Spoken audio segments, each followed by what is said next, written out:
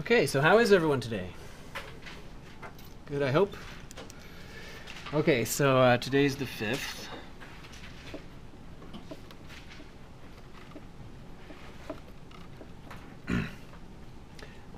So in particular, next class is the midterm. The way it'll work is, well, there won't be any lecture, and before the class starts, I'll pass out copies of the midterm, but you can't start until I say go. And then you are off to the races. There'll be no lecturing that day, just the exam. Any question about how Wednesday will go? Yes? The quizzes that we didn't take because you left them, are those going to be a part of the... Yes. Well, no, and yes. So what it is that I happen to remember one of them. One of them was on the day that you turned in WEX 120 and 121, we were scheduled to take, as a quiz, WEX 122. But this one got left on the printer. As a result, this one was graded out of 10.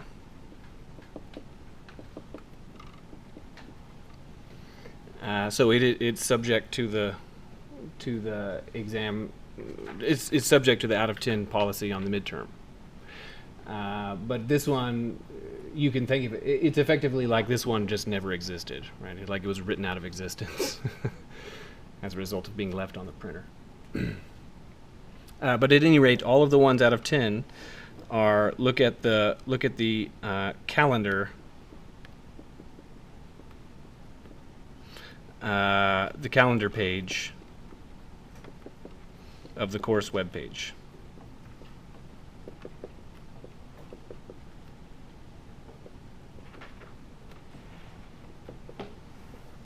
Which records all of the various assignments that have been assigned, and in particular on the WEXs, it records whether or not that WEX has been scanned, whether or not that WEX was graded on completion or out of 10, etc.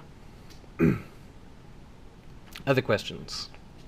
I can't remember how far up are we going to? Up to 1.9? Up to and including 1.9.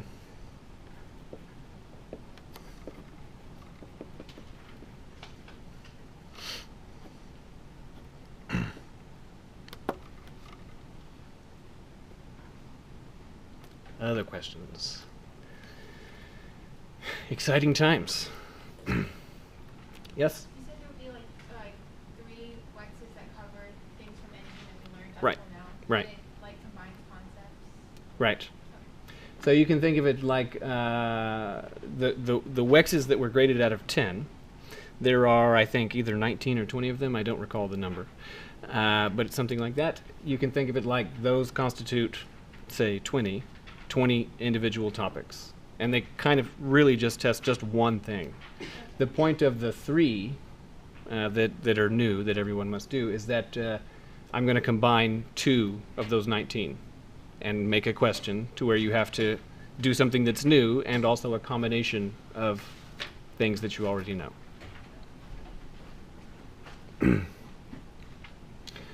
Because in the theory of teaching and things like that, teaching and testing, I suppose, is you've got to be able to synthesize, meaning to put together. And I have to check whether or not you have the skill to synthesize 2 concepts. Okay, yes? So those first 3 WEXs carry the same weight as They're all, those 3 are out of 10.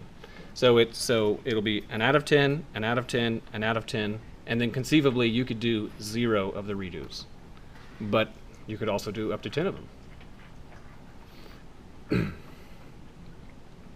Other questions? Okay, so fine. Last time we ended solving a question like this.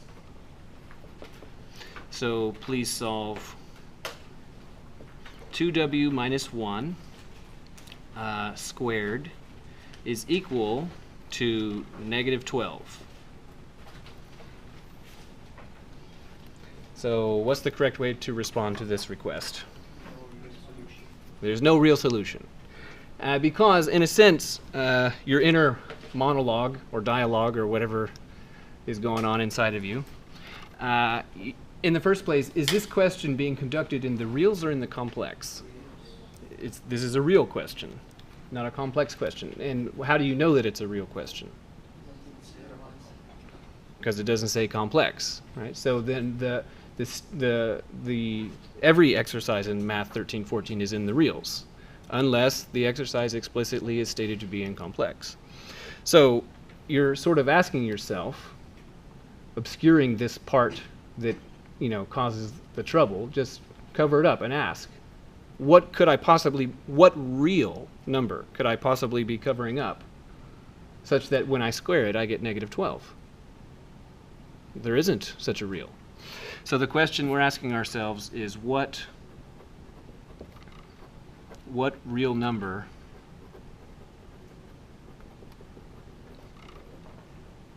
squares to -12? And the answer is none. So the response to this question is that there is no real solution. There's no real solution, but you also need to make the second half of the response. So it is a fact that there is no real solution, and the reason for that fact is that because no real number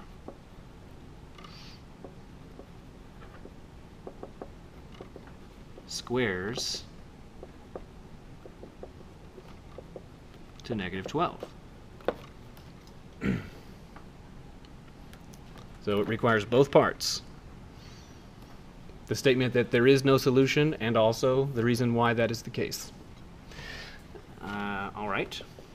So suppose I make a small copy edit of that exercise and say solve.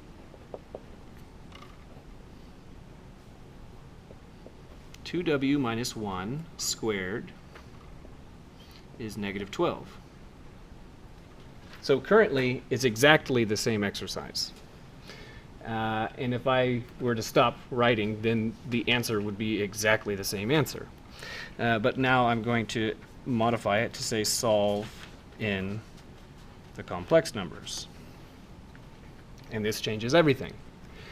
Whereas the previous question inside our head was what real number squares to -12, what's the question now?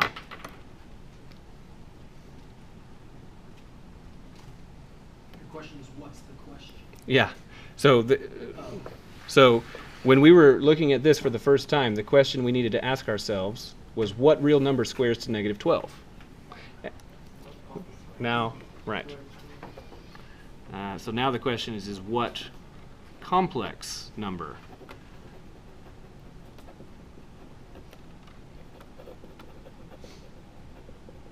squares to -12? Okay, well, is there one? Yeah. So, to be clear, what if I were to ask, what number squares to 9? 3 does. What number squares to 7? Square root of 7, right? The name for the number that squares to 7, its name is square root of 7. But what else also squares to 7? Negative square root of 7, right? So what squares to 10? Square root of 10. And? Negative square root of 10. And the general pattern is what squares to banana? Square root of banana and? Negative square root of banana. But again, that's presuming that the minus sign is on the outside. It's on the outside. Assuming banana is positive, right? Yeah. But even still, even if the banana is negative, you can still do it in the complex numbers. So now the answer is, well, one of the possibilities is negative square root of -12, and the other answer is square root of -12. Now writing that is not permissible when the set over which the problem is being solved is the reals, but it's perfectly permissible now. So let's simplify. I'm going to ignore this one because having two negatives kind of is disturbing at first. So let's just look at this one. Can this one be simplified? Yes. In the first place, the negative can come out. And how does the negative come out? As I. So this one would be square root of 12. 12 stays inside, but the negative has been smuggled out as I. And then can square root of 12 be simplified? Yes? How? 2 times 2 times 3. Right. 2 times 2 times 3 is what 12 is. So that 2 times 2 could come out as a 2. So this one would be 2 square root 3 I. How about this one?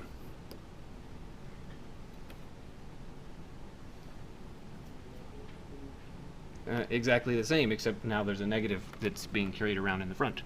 So negative square root 12 I. So negative 2 square root 3 I. Okay, so there's two complex numbers that will square to negative 12, and those are the numbers. So that means that this one equation splits into two possibilities now. One possibility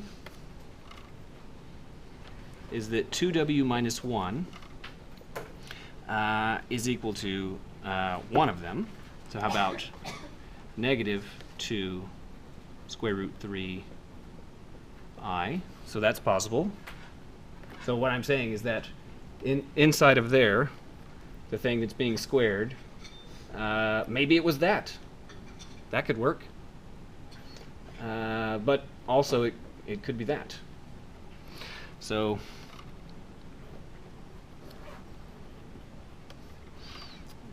two w minus 1 is 2 square root 3 I.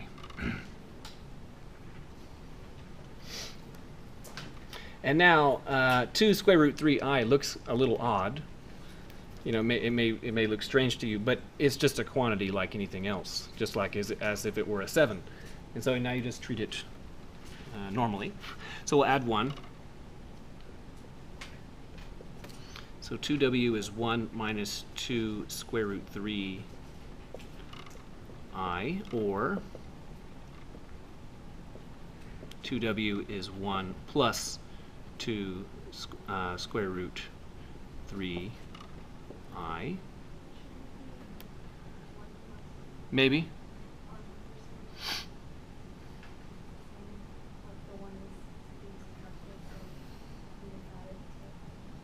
I'm sorry, which one? Oh, never mind. I'm looking at it wrong. Okay.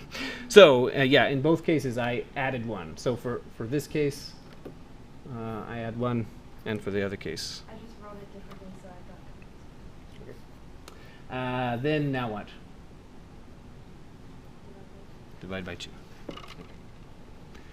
So one of the solutions is 1 minus 2 square root 3 I over 2. That's one of the solutions. And the other is 1 plus 2 square root 3 I over 2.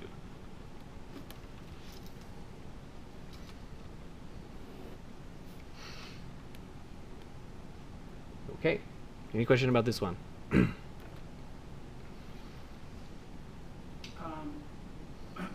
Would it behoove us at all at any point to do some simplification right off the bat?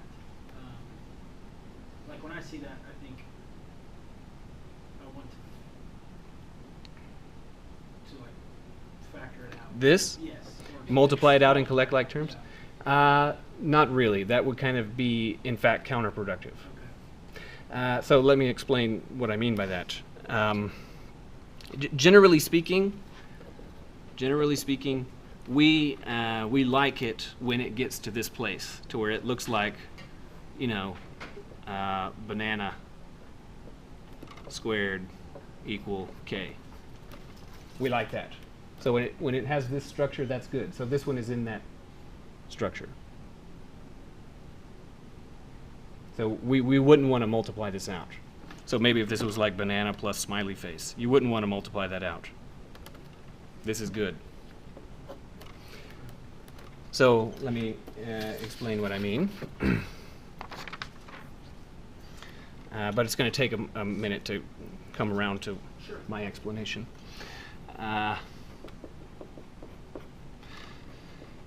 So here's one that's from the good old days when solving quadratics was easy, because we were doing the easy variety. So I claim this one is extremely tame in comparison to the previous one. So how can we solve this one? Not quite. Factor it out. We can factor it, but not negative 15 and 2. No, sorry. It's 10 and 3. 10 and 3. Right. So we can solve by factoring. That is to say, the sum product technique. Can you think of two numbers whose product is 30 and whose sum is negative 13? Very good. So that won't work. So I've heard it offered twice, so now I'm going to write it. So x plus 2 multiplied by x minus 15. So let's check that. Is that it? So it's a question mark. Well, we can confirm that by multiplying it out and collecting like terms. So that would be x squared and then minus 15 x plus 2x and then minus 30. And then if we simplify, that would be x squared minus 13x. So far so good, but now minus 30. Is that what we were looking for? It's not, right? It's not. So this is an example of a, I don't know, like a trap where it's easy to, where you get one of them right, but then you can fail to notice that the other one is not right. So rather, what are the two numbers we're looking for? Right. So x minus 3 multiplied by x minus 10 is equal to 0. This one is right. You can check it. So what I want you to observe is now we took the original equation and factored it like so, and because it's equal to 0, either the first thing is 0 or the second thing is 0. Those are the possibilities. So just like the previous equation split into two equations, so does this one. This one splits into the possibility when the first thing is 0 or the second thing is 0. So it splits. So x minus 3 is 0 or x minus 10 is 0. So x is 3 or x is 10. Okay. Any question about this one? All right, so now suppose I make a small edit to the exercise and say, please solve. X squared minus 14x plus 30 equal to 0. So what's the difference between the current exercise and the previous? Sum should be 4. Right. I made the 13 a 14. Now, again with the product sum thingy, can you find two numbers whose, we're going to try factoring, that is. Can you find two numbers whose product is, what do we want the product to be? 30. And what do we want the sum to be? Negative 14, right? So can you think of two numbers that do it? Probably not. Probably not. I can tell you that, in fact, there are no integers that do it. So you just can't do it among the integers. That doesn't mean that it can't be done. It just means that it can't be done with integers. Okay. So this is likely to yield no joy. It's not going to end up working for you. So now what I'm going to do is I'm going to do a little bit of magic. What I'm going to do is I'm going to do a sequence of algebraic operations, and every step that I make is going to be obviously correct. But it's not going to be entirely clear why I'm doing it. So what I'm going to do is I'm going to do something, and you're going to say, my whole point is for you to have the sense that, that worked. How did that work? Then I'll explain how it works on the next exercise. Okay. So the product sum thing's not going to work. So notice that there's three terms. The x squared, the negative 14x, and the 30. Notice that 2 of the terms have x's, but 30 doesn't have any x's. So what I'm going to do is I'm going to group the ones with x together. They're going to go to the party. And 30, I guess, is going to stay home and study for the exam or something. I don't know. But the ones with x's are going to the party. Now, inside of the parentheses, the party, if you like, I'm going to add something. Now, the only thing that you can add without changing the exercise is what? What's the only thing you can add without changing the problem? 0, right? Oh, I'm sorry. Right. Add. To add. Right. So we're going to add 0. So that changes nothing. But for reasons that aren't clear. So this is the step where I pull the rabbit out of the hat. I'm going to say, you know what? I think it would be terrific if we added 49. But if I add 49, then in order to make sure I don't change the exercise, what do I need to do? I have to subtract 49. Right? So I added 49 and then subtracted 49. Again, I'm not revealing yet why 49. But what I would like for you to observe is that, okay, this quadratic at the beginning, it did not factor in a way that was easy. But this quadratic, the first 3 terms inside the party, this factors in the easiest conceivable way. How does it factor? -7, -7. Right. Can you think of 2 numbers whose product is 49 and whose sum is negative 14? -7 and -7. So not only does it factor, but in fact, it has the same factor twice. So this is x minus 7 squared, and we're still subtracting 49.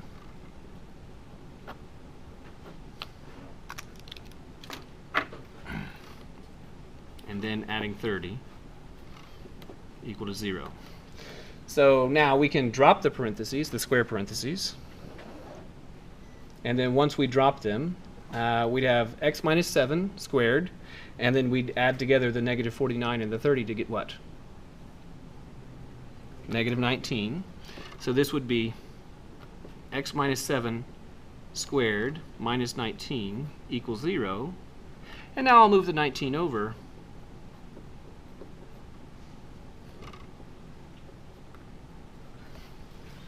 And observe the following.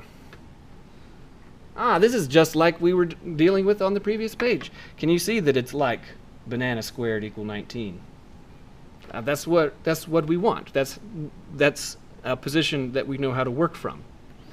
So we're squaring something, and we want the result to be 19. What will square to 19? Square root of 19 and negative square root of 19. Oops.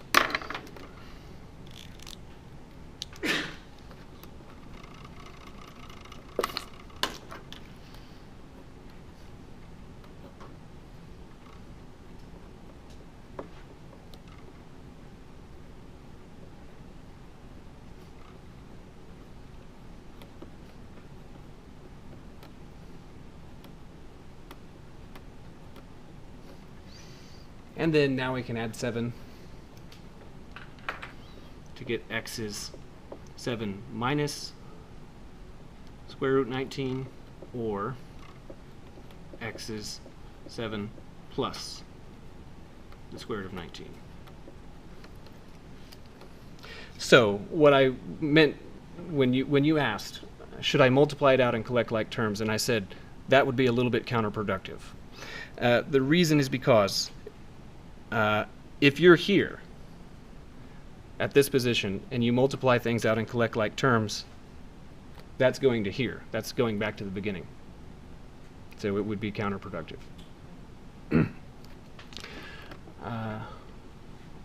So we asked ourselves, can you think of two numbers whose product is 30 and whose sum is negative 14? Well, you probably can't think of two numbers that do it. There aren't any integers that do it. But there are numbers that do it. They are negative that number and negative that number. Right? Two numbers whose product is 30 and whose sum is negative 14. One of them is negative 7 plus the square root of 19, and the other one is negative 7 minus the square root of 19. Could you say that last part one more time, because I kind of lost you when you said negative that number and negative that number. Where did that first, where did your negative come from? Well, that's a topic we're going to do after spring break, so I kind of want to avoid it. Yeah, no, I've got plenty. But at any rate, what I want you to see is that, can you think of two integers whose product is that one and whose sum is that one? No, there aren't any integers. But the numbers are somehow related to these, and they look like these. Good.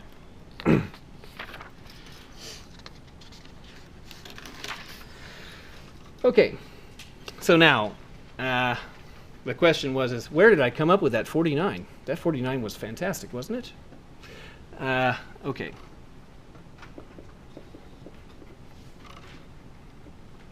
So let's solve. How about w squared minus, okay, so now I need a biggish even number. Oh, that's a really big number. Can I have a smaller one? That's like maybe between like 10 and 30. 28. Sorry. 13, 14 would have worked, but then the numbers would have gotten a little bit out of control. Minus 28w, and then I'll subtract a little bit, like 5. Okay. What I want you to observe is that you cannot find two integers whose product is negative 5 and whose sum is negative 28. There aren't integers that do it. But I'm going to use the same technique as the previous page, except now I'm going to explain to you what's happening, so that you can do the trick on your own. So the product sum thingy won't work.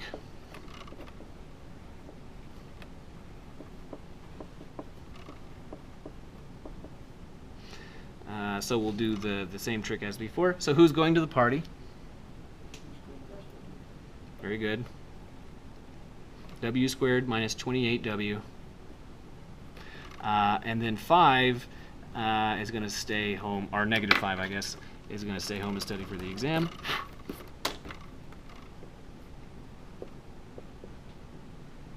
And now, again, inside of the square parentheses, we're going to add something and subtract the same something. So specifically, it will take the shape of, we're going to add some amount over 2 squared, and then we're going to subtract the same thing.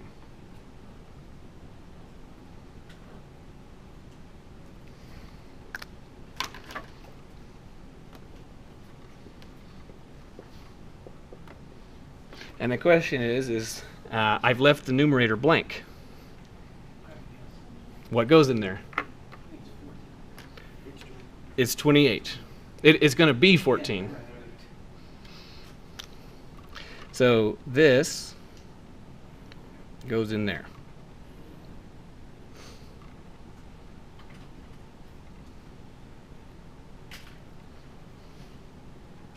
So now, it's not entirely clear why we're doing that, but now I'm showing you what it is that we're doing.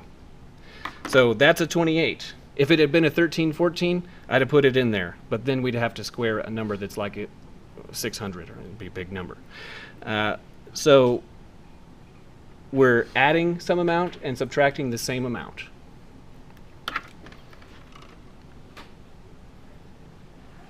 W squared minus 28W. And then we're saying, okay, to that we're going to add 14 squared and then subtract 14 squared. Which now raises the question, well, what is 14 squared? It's like 176? 96? Yeah, that sounds right. So this would be W squared minus 28W plus 196 minus 196.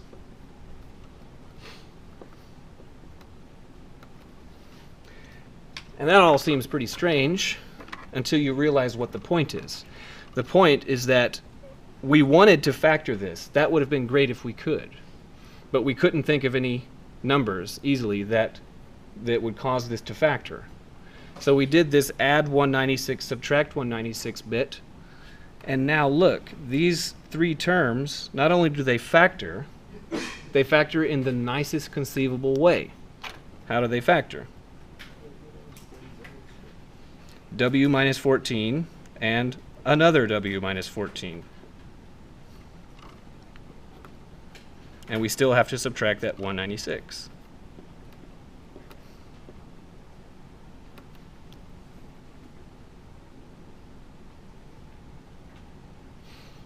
Now we can drop the parentheses, collect the units together, and we have W minus 14 squared equal 201.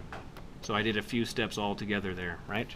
So negative 196 minus 5 is negative 201, and then I moved the 201 to the other side.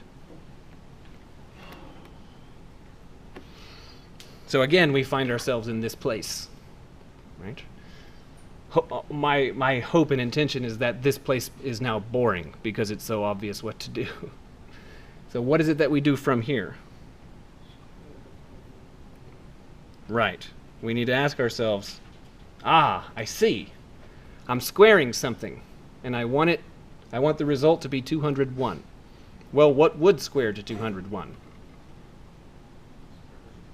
Square root of 201, or the negative of it. Okay. So W minus 14 might be negative square root 201. And the other possibility is that W minus 14 could be the square root of 201. And now we add 14 to both sides.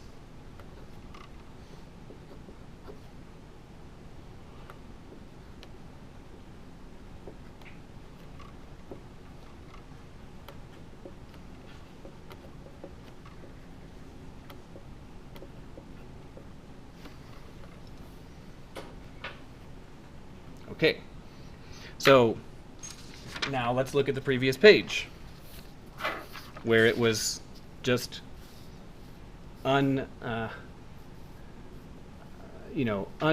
magic. I added 49 and then subtracted 49. Why 49? Right. Right. You take 14, half of 14 is 7, square that, 49. Add that much, subtract that much, which causes this to be the easiest possible kind of factorization you could achieve. Here, the number was 28. So we take half of 28, which is 14, square it, which is 196. We're going to add 196 and subtract 196. Now, if it so happened that this number was odd, then you'd have fractions showing up, right? So if this number were like 29, then it would be, you have to take 29 over 2, square it, add that much, 29 over 2, and then also subtract that much. And it just makes the problem a little bit more tedious. But in the end, it's the same exact story. Good. So now, this technique is significant enough that it needs a name. So it's the name that we'll give it is completing the square.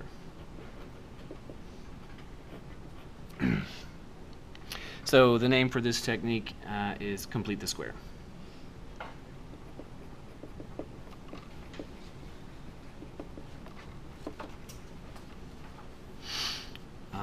For the add,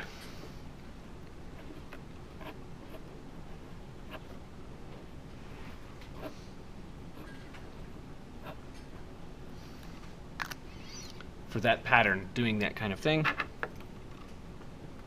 is complete the square.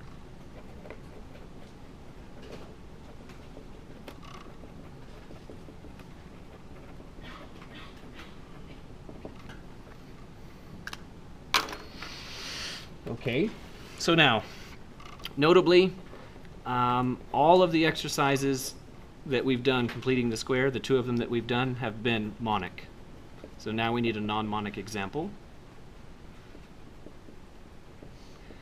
Because remember that monic in math, if you have an exercise where the polynomial in question is monic, that's like an easy mode version of the question. So now we need to have one that's not monic. So let's solve something like 3z squared minus 18z minus 10 equals 0. So let me make sure here.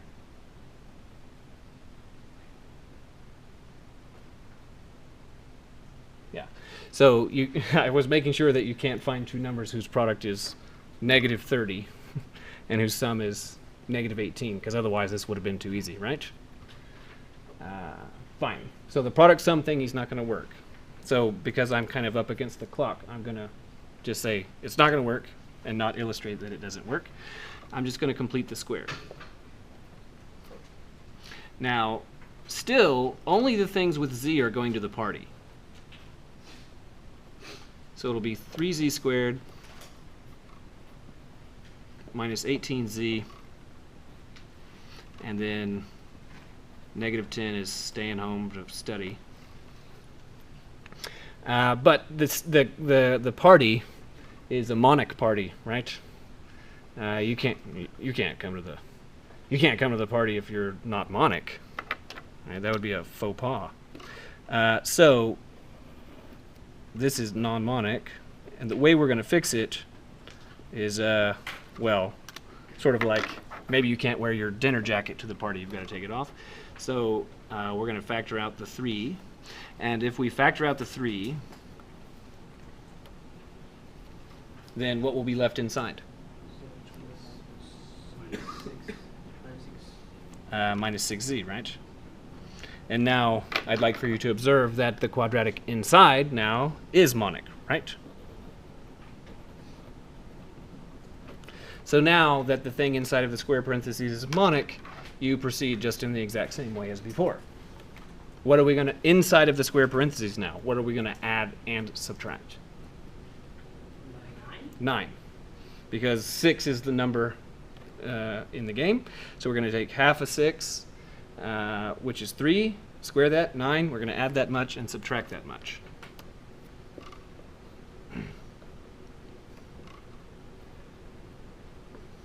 So we're going to add 9, subtract 9.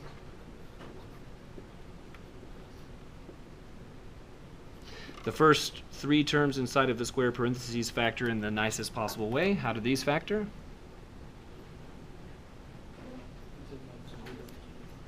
Very good. Z minus 3 squared. We still have to subtract the 9 and then subtract the 10. This 3 now distributes back in. You know, now they're, you know, they had the party, now they're leaving, right? You've got to get your hat on the way out, or your jacket, or whatever that was. So the 3 has to be distributed. So this will be 3 z minus 3 all squared, and then what? Minus 27,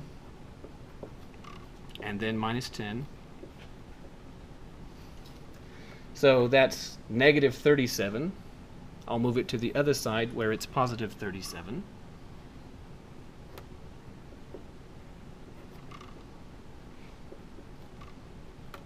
Oops. Dr. McGarry, I'm sorry, where did the negative 27 come from? 3 distributed, Okay, across it. yeah, across it.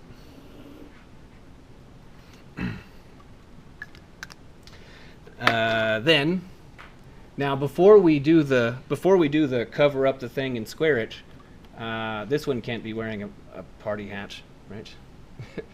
So we need to get the 3 over on the other side.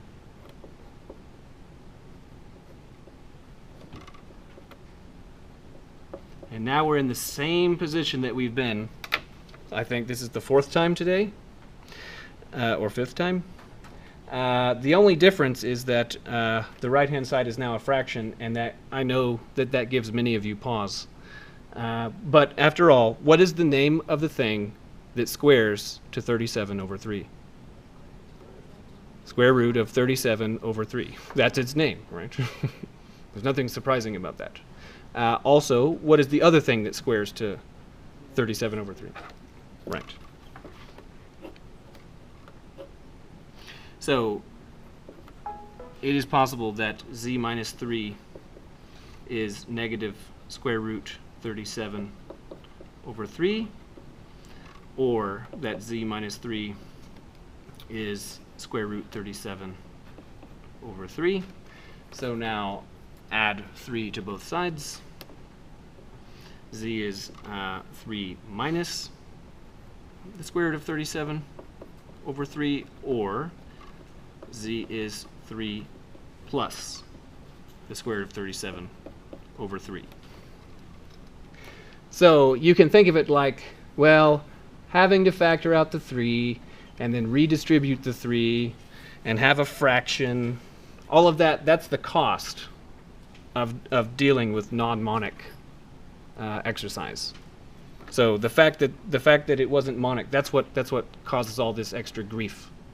But it is part of life in algebra. Okay, last thing, conceptual matter.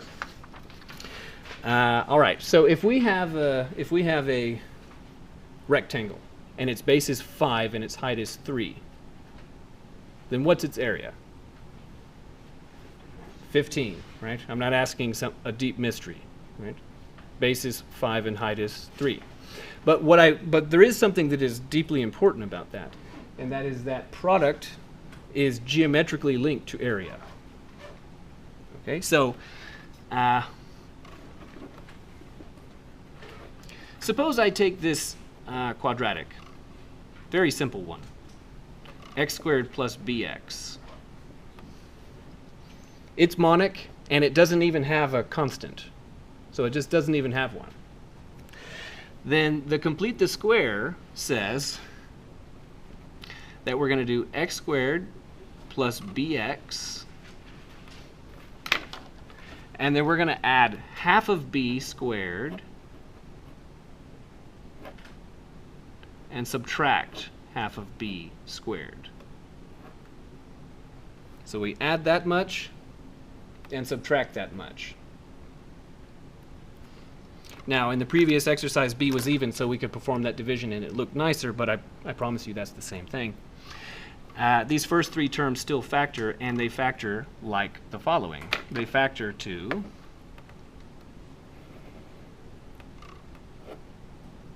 x plus b over 2 squared, and then we still have to subtract b over 2 squared. And because this expression is of the form one thing squared minus another thing squared, this kind of expression is referred to as the difference of squares.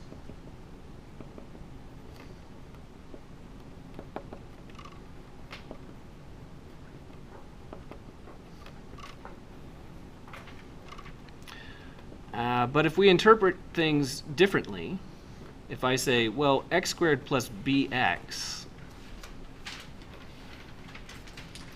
I could I could factor out an x so that it looks like this, x plus b multiplied by x, because there was a common factor of x. And what I want you to see is now I'm going to interpret this as a rectangle with base times height.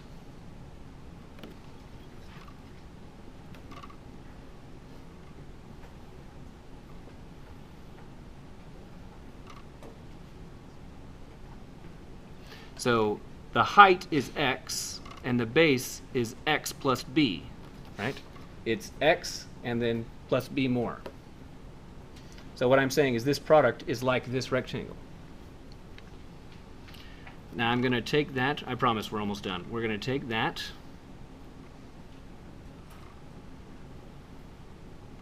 And this is still x, and this is still x. And I'm going to cut this b part into 2. So how much is just that much? B over 2. And the other part is the same amount. And I'm going to color this bit so you can keep track of it, because I'm going to move it.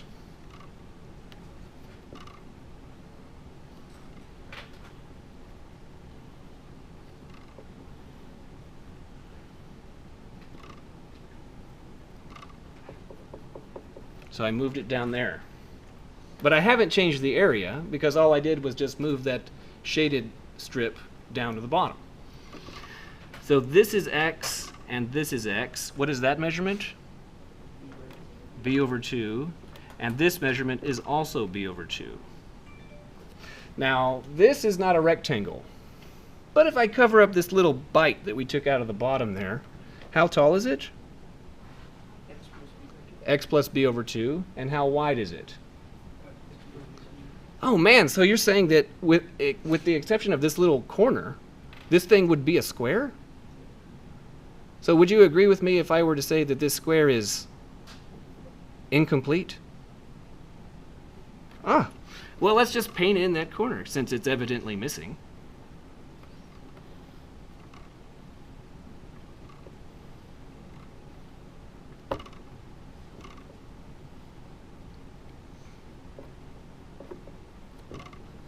Oops.